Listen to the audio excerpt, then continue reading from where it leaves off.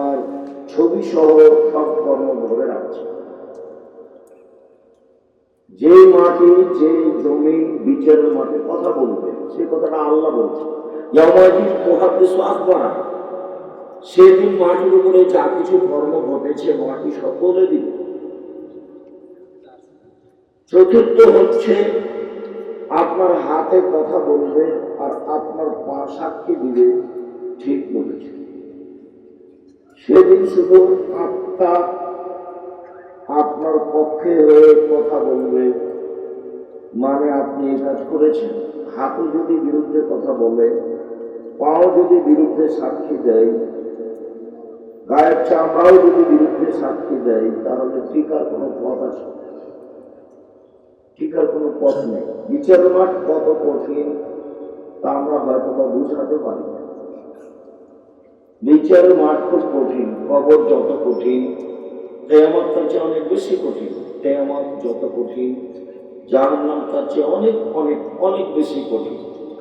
আপনারা আমার দিনী ভাই বোন, আমরা আপনাদেরকে আন্তরিকভাবে জোরালোভাবে অনুরোধ জানাচ্ছি, অল্প সময় বাঁচতে এসে পাপ করে, অপরের ক্ষতি করে একদিন বাঁচার চেষ্টা করিয়েন না। আপনাকে আমি কয়েকটা জরুরি অনুরোধ করেছি, তার একটা অনুরোধ করেছি, ক্ষমতা দেখিয়ে, দলীয় দাপট দেখিয়ে, সম্পদের ক্ষমতা দেখিয়ে, মানুষকে খাটো করে অপমান করে 1 ঘন্টা বাঁচার চেষ্টা করিয়েন না। ফেরাউন ডুবে গেছে। ফেরাউন অনেক ক্ষমতা দেওয়ার লোক ছিল, তারপরেও তার মরে যাওয়াটা খুব বড় নিরুপায়। আপনাদেরকে আমি আরো দেখিয়েছি, দেখেন পৃথিবীতে মানুষের নিরুপায় আছে, ফেরাউন তার জাগন্য প্রমাণ। দেশ হিসাবে দেশও দেখতে পারেন খুলনার অঘোষিত সম্রাট এরশাদ শিকদার। এরশাদ শিকদার মরণের সময় তার মেয়ের মাথাতে একটু হাত রাখতে চেয়েছিল, সুযোগটা তার হয়নি। সে একজন খুলনার অঘোষিত সম্রাট, বাদশাহ, যার মুখের সামনে, যার সামনে কেউ টিকবে এমন কেউ ছিল না। দুনিয়াতে নিরুপায় দেখতে চাইলে দেখতে হয় কৃষণ সত্তাম, রাতে রাতে দেশ দখল করে নিতে পারে। দুনিয়া থেকে বিদায় হওয়াটা এত নিরুপায় ছিল, যার নিরুপায় কোনো শেষ নাই। কাজেই অল্প সময় বাঁচতে এসে কারো ক্ষতি করে, কাউকে অপমান করে, কাউকে জোর করে কথা বলে, ক্ষমতা দেখিয়ে বেঁচে লাভ নাই। অল্প সময়। আর আমি এখানে আরেকটা যেটা অনুরোধ করেছি সেটা হলো এই, সভাপতি সাহেব যেটা বলছিলেন, দুঃখিত, পাপ আসলে 2 প্রকার, আল্লাহর সাথে জড়িত পাপ আর মানুষের সাথে জড়িত পাপ। জেনা আল্লাহর সাথে জড়িত পাপ, ক্ষমা সহজ। চুরি আল্লাহর সাথে জড়িত পাপ, ক্ষমা সহজ। সুদ খাওয়া আল্লাহর সাথে জড়িত পাপ, ক্ষমা সহজ। সুদের ভাষা যতই কঠিন হোক, সুদের ভাষা শুনলে অবাক লাগে, কিন্তু হাসতে হবে, তার জন্য দাঁত কালিয়া হাসতে হবে। কে তোমার এদিকে কথা বলছে? এই ছেলে, তোমরা চেয়ারে বসে আছো, মামা নিচে নিচে বসে। দয়া করে কোনো কাজ দেখাবেন না, দয়া করে কোনো কর্ম দেখাবেন না, দয়া করে কোনো অবস্থা দেখাবেন না। আপনার আমি কর্ম, আপনার কথা কোনোটা আমি গ্রহণ করি না। আমি আপনার নতুন মানুষ নই। বগুড়ায় আমার হচ্ছে বক্তৃতার জন্ম শুরু হয় বগুড়াতে। কাজে আপনাকে ইতস্ত করে কথা বলতে হবে এটা আমি কোনোদিন ভাবিনি। আমার জীবনে কোনোদিন সেক্রেটারি সভাপতি, মসজিদের সভাপতি, মসজিদের সেক্রেটারি, সম্মেলনের সভাপতি, সেক্রেটারি, তাকে ইতস্ত করে কথা বলবো, নইলে আমার টাকা পয়সা হবে না, এরকম চিন্তা আমাকে কোনোদিন করা লাগে। কাজেই আপনার উপরে আমার খুব জোরালো দাবি, আপনি আমার দিনী ভাই, আপনি আমার দিনী বোন, এসেছেন ভদ্রতা বজায় রেখে কথা শোনার চেষ্টা করবেন। আপনারা আমি কিছু না কিছু উপকার করবেন। এ কথাই সত্য, যেটা আপনি দিন রাত শুনছেন, এটা সত্য বলে আমাকে কেউ কিছু বলে না। আমি 90 সাল থেকে এখন পর্যন্ত কোনোদিন অপ্রয়োজনীয় বাক্য বলিনি। 90 সাল থেকে এখন পর্যন্ত আমি কোনোদিন কেসটা কাহিনী বলিনি। 90 সাল থেকে এখন পর্যন্ত আমি কোনোদিন সরকার বিরোধী বক্তব্য দিই। 90 সাল থেকে এখন পর্যন্ত আমি কোনোদিন কোনো মার্কার কোনো ব্যক্তিকে নিয়ে কথা বলিনি। 90 সাল থেকে এখন পর্যন্ত আমি কোনোদিন মানুষের কাছে পথ খরচ পাঠাতে চাই। কাউকে বিবেচনা করে কথা লাগবে, বলতে হবে, এটা আমি বিবেচনা করিনি, আমাকে করা লাগে না। আলহামদুলিল্লাহ আমার অধীনে এখন প্রায় 4,500 মতো ছেলে মেয়ে পড়াশোনা করে, প্রায় সবাই আবাসিক থাকে। 250 জন শিক্ষক শিক্ষিকা তারা কর্মরত আছেন, কর্মচারী সহ, যাদের নিম্ন বেতন 10,000, ঊর্ধ্বে বেতন 65-70,000। কোন শিক্ষকের পিছনে 70-80,000, 90,000 খরচ হয়। বড় মানের শিক্ষকের জন্য বাবুর্চি ভিন্ন আছে, ওদের খানাপানি ভিন্ন, ওদের বাড়ি পর্যন্ত প্রাইভেট গাড়িতে নিয়ে আসা হয়, প্রাইভেট গাড়িতে পাঠানো হয়। এদেশের সর্বস্তরের যারা বড় আলেম, বয়স্ক আলেম, তারা সেখানে এখন অবস্থান করেন। তার মধ্যে একজন মাওলানা আব্দুল সামাদ সালাফি, তার মধ্যে একজন মাওলানা আব্দুল খালেক সালাফি। আমি আলেম ওলামাদের মানুষ হিসাবে যথাযথভাবে মূল্যায়ন করার চেষ্টা চালিয়ে যাচ্ছি। মানুষ হিসেবে ত্রুটি থাকতে পারে, তার থাকতেই পারে, থাকাই স্বাভাবিক। তারপরে আমি চেষ্টা চালিয়ে যাচ্ছি। তাদের গাড়িতে করে নিয়ে আসা, গাড়িতে করে পাঠানো, তাদের জন্য ড্রাইভার নির্ধারণ করা, গাড়ি ঠিক করা, সবকিছু ব্যবস্থা চালিয়ে যাচ্ছি। তাতে প্রতি মাসে এখন প্রায় 30 লক্ষ টাকা খরচ হয় প্রতি মাসে। আমি এইটা বলে আপনাকে টেনশন ভোগ করতে বলিনি। আমি এইটা বলে যদি বলতে চেয়েছি সেটা হলো এই যে আমি জাতির ক্ষতি করতে চাইনি। বলতে চেয়েছি এই যে জাতির কাছে আমি কোনোদিন রূপক কথা নিয়ে আসিনি। বলতে চেয়েছি এই আমার জীবনে আমি উন্নত মানের প্রতিষ্ঠান গর্বই করবো ইনশাআল্লাহ। যেখানে ছেলে মেয়ে বাংলা, ইংরেজি, আরবি উন্নত মানের শিক্ষা অর্জন করে জাতির অন্যায়ের বিরুদ্ধে লড়বে, মুখে কলমে মিডিয়ে, মুখে বলছি মিডিয়ার সামনে আছে, অনলাইন এডুকেশন টিভি আছে, কলম আছে, মাসিক এডুকেশন পত্রিকা।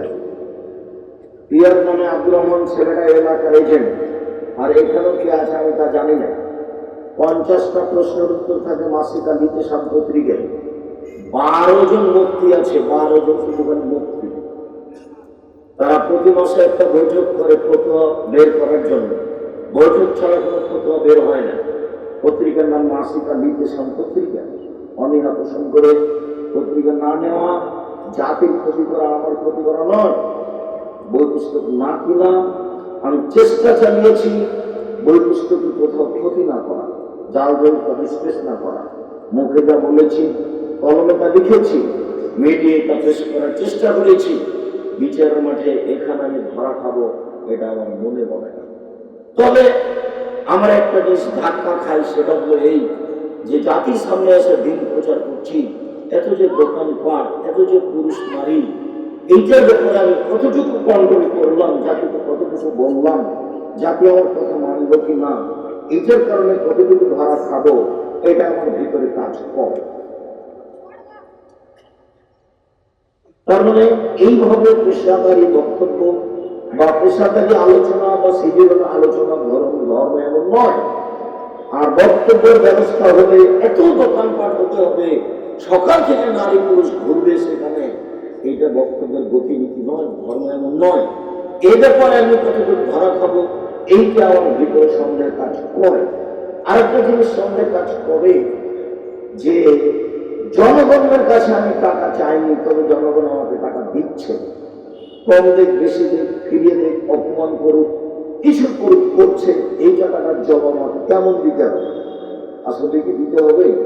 দরিদ্র আমার কাছে কিছু প্রমাণ আছে, এটা দিতে হবে না, তারপরে ভেতরে ভাতটা খাই। যার কারণে এখন টাকাটা সব জানিয়ে সবাই হয়ে দিয়ে আমি এখন দেউলিয়া।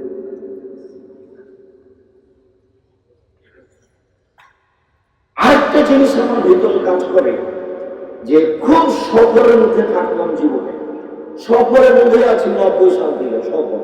আমি এবাদত বন্দেগী ভালো করতে পারলাম না বলে আমার মনে হচ্ছে। কাজে আমার মনে হচ্ছে যে আমি জাতিকে ফাঁকি দিই, মানুষ আমার কথাবার্তা শুনে আমল করার চেষ্টা করে। আমি যদি আমার নেকিতে বিচারের মাঠে সফল না হতে পারি, তাহলে জনগণ যে কোরআন এবং সূরা হাদিস শুনে মানার চেষ্টা করছে, ওইখান থেকে কিছু যদি নেকি পাই, তাহলে ওখান থেকে আমি নেকি দিয়ে সফলতা বিচারের মাঠে অর্জন করবো বলে আমি আশা করছি।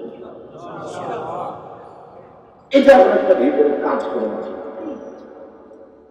আমি একদিন ঢাকা বিমানবন্দরে বসে আছি, তো চট্টগ্রামে এক লোক এসে আমাকে জোর করে বলছে, আপনি এত শক্ত করে কথা বলেন কেন? একবারে সারা দিন কথা বলতে বলছি, শক্ত বলতে হয় জন্য না, নরম করে বললে হবে না, হবে না, না নরম করে বললে হবে। যখন কয়েকবার জোর করে এই কথা বলেছে, তখন আমি বলছি, এখন বিমানবন্দর জরিপ করা হবে, জরিপে এদেশে যারা বক্তৃতা দেয় আমার কথা মেনে বেশি চলছে, এটা যদি প্রমাণ না হয়, তাহলে আপনার সামনে আবার অর্ডার করলাম, আমি জাতির সামনে আলোচনা করবো। আপনি ঠিক বলেছেন, আপনার কথা আমি মেনেই চলি, আমি আপনার কথাতেই পরিবর্তন হয়েছি। সত্য কথা না হলে আমি পরিবর্তন হতাম না, এই কথাই ঠিক। আপনার সাথে দেখা হলে আমি এই কথা বলবো, একটু সাপ করে, সেই সাপটা আমি এখনই জানাম। আমি আপনাকে কোনোদিন কষ্ট দিই, সত্য কথা যতই হোক। ধর্মের নামে যদি আপনি কষ্ট পেয়ে থাকেন, তাহলে আমিও কষ্ট পাব। সম্মানিত দিনী ভাই, আপনি কেন ছেলেকে জমি দিলেন আর মেয়েকে দিলেন না? তাহলে যে আপনাকে আমি দিনরাত বললাম যে আপনার এই কাজটা হয়েছে গরু ছাগল কুকুর শ্রীকালের চেয়ে খারাপ। আপনাকে তো আমি বহুদিন বুঝিয়েছি যে আল্লাহ বলছেন যে বুঝেও বুঝে না, ওরা অন্তর আছে বুঝে না, দেখেও দেখে না, ওরা চক্ষু আছে দেখে না, শোনেও শোনে না, ওরা কান আছে শোনে না। উলাইকা কালানাম, তারা পশু প্রাণীর মতো, তারা গরু ছাগলের মতো, তারা কুকুর শ্রীকের মতো। ভালো মজাও বল তার চেয়ে খারাপ। তো কুকুর শ্রীকের চেয়ে খারাপ কে? তা বললাম তোমার বাপ। তুমি এখন আমাকে প্রমাণ করে যাও আমার বাপ তাকে কথা বললেন না। তোমার বাপকে যে তুমি কুকুর শ্রীকের চেয়ে খারাপ প্রমাণ করতে না পারি সেটা, তাহলে ভুল করে আজকে বক্তব্য শেষ করে আর তাকে কোনো বানাবো না। তুমি বলো যে তোমার কুকুর পাবে জমি বিকালে আর তোমার বাপ পাবে সকালে, এরকম প্রমাণ করো। আমরা বলতে হবে একসাথে। তার মানে 24 ঘন্টা পরে তোমার প্রকৃত জমি দেওয়ার কোনো অধিকার তোমার বাবার কাছে নেই। সেখানে তোমার কুকুর জমি চাইলেই তোমার বাপ খেতে বলে তোকে বাড়িতে আসতে হবে না, তুই এখানে আসিস। এই বাড়িতে তার বাপে, মানে তোমার কুকুর বাড়ি মানে এটা তার বাপের বাড়ি। তোমার বাপের যেমন অধিকার আছে সেখানে তার এখানে হুবাহু একই রকম অধিকার। এটা বগুড়ার, আমি বলি না বগুড়ার স্বভাবের দিক থেকে এটা বেশি খারাপ স্বভাব, গায়ে চাপাই না এইরকম নয়, অত আছে। বেটিকে জমি দিতে হবে, বোনকে জমি দিতে হবে, এটা মানে জানে, তারপরে মনে হয় যেটা কিছু ভোর হিসাবে মানুষের সাথে জড়িত পাবে। 19-20 করে জান্নাত কিনে যাবে না, তাহাজ্জুদ করলেও হবে না, হজ করলেও হবে না, ওগুলো দিয়ে কোনো কাজ হবে না। মানুষের হক নষ্ট করে, মানুষের হক নষ্ট করার ফলাফল জানে না। ঋণ পরিশোধ না করে কেউ যদি হজ করে তাহাজ্জুদ করে না যায়, সে ঋণের পাপ ক্ষমা হবে না। যার জন্য আমি অনুরোধ জানিয়েছি, লোন নিয়ে ব্যাংক থেকে টাকা উঠে বাড়ি ঘর করিয়েন না। বউকে এত খুশি করে রাখতে হবে না, টাকা বাড়ি করে ব্যাংক থেকে লোন নিয়ে আপনার জানা যায় হবে না, জাহান্নাম জান্নাত করে। লোন নিয়ে আপনি ব্যবসা করিয়েন না। আমি অনুরোধ জানিয়েছি, চকলেটে ব্যবসা করেন, সংসার চলবে, লোন নেওয়া লাগবে না। কলাপের ব্যবসা করেন, লোন নেওয়া লাগবে না। কাপড়ের ব্যবসা করেন, লোন নেওয়া লাগবে না। একদিনে যদি কোটি টাকা দিয়ে আপনি হিরো কিনতে চান, কলকাতায় ঢাকা বিক্রি করেন, তাহলে এই নোংরা আচরণে লোন নেওয়া লাগবে। কার পাল্লা করে আপনি ব্যাংক থেকে উঠিয়ে বাড়ি করলেন, টাকা উঠিয়ে আপনি মনে করছেন ছেলে মেয়ে সত্য যে সবাই নিজে নিজে থাকবে। আপনার 5 পয়সা দিবেন, আপনি আপনার বাপেরও দাম দিতে পারেন না, আপনার ছেলেরও পারেন। আপনি পারেন না, অত হুঁশিয়ার মানুষে আপনার বাপের খোঁজ খবর নিতে পারেন না। ভালোবাসা দেখে ছোটকে বাড়িতে ঝুলে দেবেন, আপনি সন্তান কিসের ভালোবাসা দেখেছেন? আপনার ছোটকে বাড়িতে ঝুলে রেখেছেন, তার নাম ভালোবাসা? তার নাম মূর্খ মানুষ, তার নাম অশিক্ষিত মানুষ, তার নাম বোকা মানুষ, তার নাম উচ্চ শ্রেণীর মানুষ, তার নাম নিম্ন শ্রেণীর মানুষ। ওটার নাম ভালোবাসা নয়। বাপের নামে দান করতে হবে, উচ্চকে কান্নাকাটি করতে হবে, বলতে হবে আল্লাহ আমার বাপের কোনো ভুল ত্রুটি থাকলে তুমি মাফ করো, আর আমার বাপের কোনো লেনদেন থাকলে যে আমি দান করতে পারবো, তুমি আমার বাপকে মাফ করো। তাহলে বাপের কিছু উপকার করা যাবে। তাহলে ছেলে বলতে পারে যে আমি আমার বাপের একটা উপযুক্ত সন্তান আছে, যে ভাষাটা রাসূল সাল্লাল্লাহু আলাইহি ওয়াসাল্লাম বলেছেন ওয়ালাদুন সালেহ, সৎ ছেলে। সম্মানিত দিনী ভাই, কখনো আমি কষ্ট দিয়ে আপনার ক্ষতি করতে চাই না। আমি যেভাবে দিন প্রচার করার চেষ্টা চালিয়ে যাচ্ছি, আপনার কাছে কোনো পরামর্শ থাকলে দিবেন। আমি এদেশে বড় বড় প্রতিষ্ঠান খুললে জামিয়া সালাফে ডাঙ্গিপাড়া পবনার সেই, জামিয়া সালাফে রূপগঞ্জ নারায়ণগঞ্জ ঢাকা, জামিয়া সালাফে তেঘরা বেরো দিনাজপুর, জামিয়া সালাফে ছায়মান বাবুগঞ্জ বরিশাল, আরো আমার সামনে চিন্তা ভাবনা আছে। এসবগুলোর পিছনে দিনের ক্ষতি করা হয়, সাথে সাথে এর পিছনে যে আমি সম্মেলনগুলো করে থাকি